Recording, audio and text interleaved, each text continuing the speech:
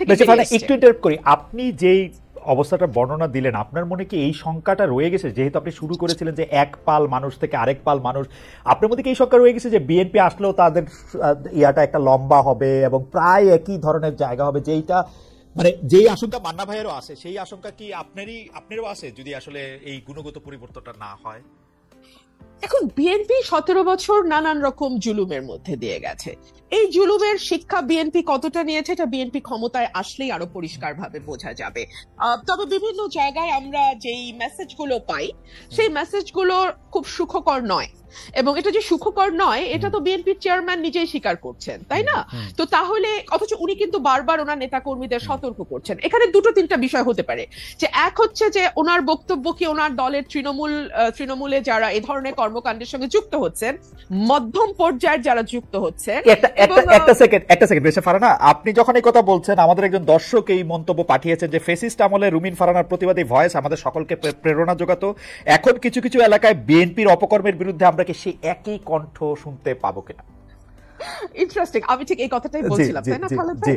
হ্যাঁ, তো এই ওনার এই কথাটা কি lower level, lower tier, mid tier and high tier খুব বেশি গুরুত্ব দিচ্ছে না? গুরুত্ব না দিলে কেন দিচ্ছে না? কারণ তারা কি মনে করছে যে কোনো ব্যবস্থা নেওয়া হবে না? কিন্তু আমরা তো বেশ কয়েকটি জায়গায় ব্যবস্থা নিতেও দেখলাম, তাই না? যদিও পরবর্তীতে আমরা দেখেছি যে অনেককেই আবার স্থগিত পদ আবার ফিরে এসছে, কিংবা বিরাট অভিষেকও হয়েছে দলে।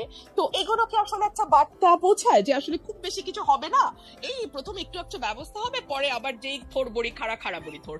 তো এই কথাগুলো বলবার একজন রাজনৈতিক কর্মী হিসেবে আমার বাংলাদেশে বসে একটু কিছু টোল আছে ডেফিনেটলি, তাই না? সো ফর এক্সাম্পল সেই টোলটা কি হতে পারে? আমি নিজেও নিজের সাথে হিসাব করেছি। সেই টোলটা হতে পারে যে হয়তো আমাকে নমিনেশন দেওয়া হবে না, মন্ত্রিত্বের হয়তো প্রশ্ন থাকবে না।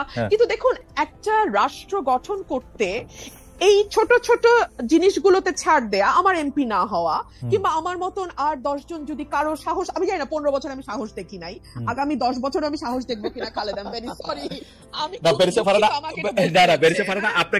আপনাকে একটু থামাই এ পর্যায়ে, আমি শুধু প্রশ্নটা করে রাখি, সেটা হচ্ছে যে আপনি একাদশ জাতীয় সংসদে অন্যতম বিরোধী কণ্ঠস্বর ছিলেন, সংসদের মধ্যে সংসদের বাইরে, কিন্তু যারাই বিগত 3 সংসদ নির্বাচন অংশ নিয়েছেন, সংসদে গিয়েছিলেন, তাদের ভালোভাবে দেখছে না বৈষম্য বিরোধী ছাত্র আন্দোলনের নেতারা বিগত 3টি নির্বাচনের সমালোচনা করলে একই সঙ্গে সংসদে থাকা ঠিক হয়েছে কিনা সেটি প্রশ্ন করছে।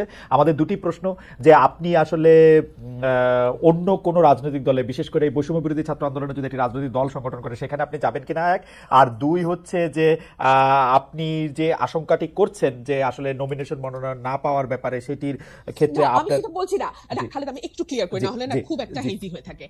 মানে আমি বলছি এই ঝুঁকিগুলো বাংলাদেশের প্রেক্ষাপটে তৈরি হয়, আমি পাবো না বা পাবো কোনোটাই বলছি না, এই ঝুঁকি তৈরি হয়। এখন এই ঝুঁকি নেওয়ার দেশের স্বার্থে, দেশের কল্যাণ, এবং যে ধরেন একগুচ্ছ মানুষ, কয়েক লক্ষ মানুষের কিন্তু একটা প্রত্যাশা যে 15 বছর তো ওই মানুষটিকে আমরা সত্য বলতে দেখেছি, সাহসী ভূমিকায় দেখেছি, এখন কি তিনি ওই জায়গাগুলোতে কম্প্রোমাইজড হয়ে যাবেন? একটি নমিনেশনের জন্য কিংবা একটি মন্ত্রিত্বের জন্য করে কম্প্রোমাইজ করবেন? আমি আসলে বেছে নিয়েছি কম্প্রোমাইজ না করাটাই।